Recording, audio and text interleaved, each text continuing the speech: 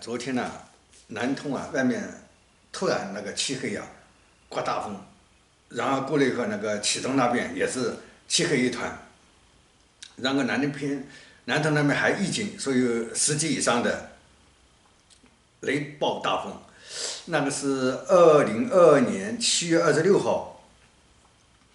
13点52分发的那个雷暴雨的那个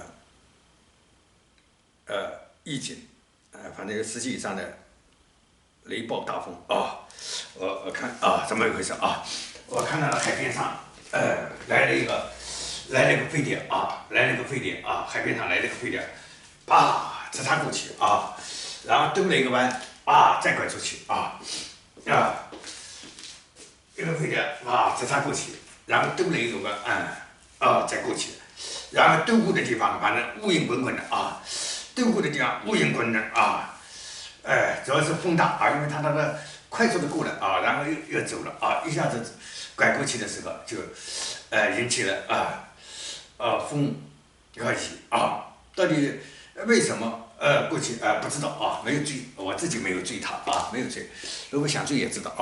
啊，看个大概就行了啊，好，再见啊，再见。